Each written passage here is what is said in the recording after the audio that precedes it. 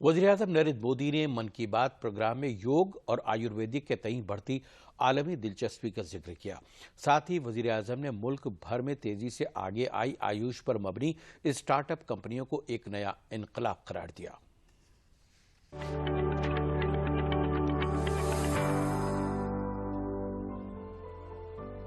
प्रधानमंत्री नरेंद्र मोदी ने अपनी मन की बात में इस बार योग और आयुर्वेद पर खास जोर दिया। एक तरफ उन्होंने हाल ही में दिए गए पद्म सम्मानों में 126 वर्षीय योगी शिवानंद बाबा का जिक्र किया, वहीं देश में तेजी से बढ़ते आयुर्वेद आधारित स्टार्टअप्स को भी रेखांकित किया। उन्होंने कहा कि योग और आयुर्वेद आज दुनिया को एक नई राह दिखा रही है।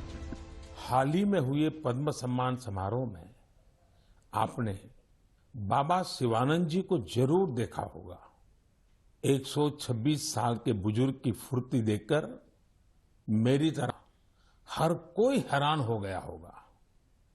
और मैंने देखा पलक झपकते ही वो नंदी मुद्रा में प्रणाम करने लगे। मैंने भी बाबा शिवानंद जी को झुककर बार बार प्रणाम किया। 126 वर्ष की आयु और बाबा शिवानंद की फिटनेस दोनों आज देश में चर्चा का विषय है। मैंने सोशल मीडिया पर कई लोगों का कमेंट देखा कि बाबा शिवानंद अपनी उम्र से 4 गुना कम आयु से भी ज्यादा फिट है।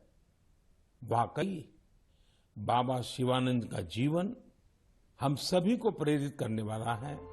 आयुर्वेद की तरफ देश में और दुनिया भर में तेजी से बढ़ते रुझान और भारतीय उद्यमियों का इस बढ़ती मांग को पूरा करने के लिए किए गए प्रयासों की प्रधानमंत्री ने तारीफ की और कहा कि यह न केवल आरोग्य ला रहा है बल्कि देश की आर्थिक तरक्की में भी योगदान कर रहा है। आयुष इंडस्ट्री का बाजार भी लगातार बड़ा हो रहा है।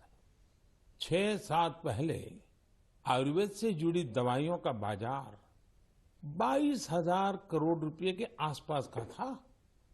आज आयुष मैन्युफैक्चरिंग इंडस्ट्री 1,40,000 करोड़ रुपए के आसपास पहुंच रही है।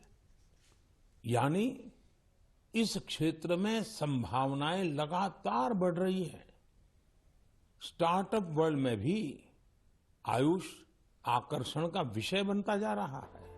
प्रधानमंत्री ने देश भर में तेजी से आगे आई आयुष आधारित स्टार्टअप कंपनियों को एक नई क्रांति बताया।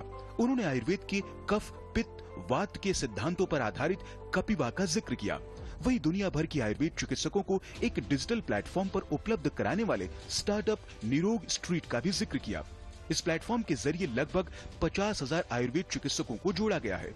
प्रधानमंत्री ने अश्वगंधा को जन जन तक पहुंचाने वाली स्टार्टअप इक्जोरियल और जड़ी बूटियों पर आधुनिक शोध के जरिए एक सर्वांगीण जीवन पद्धति अपनाने में मदद करने वाली स्टार्टअप क्यूर वेदा का भी जिक्र किया।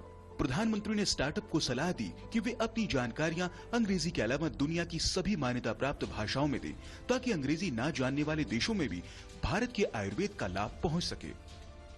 Bureau report, DD news.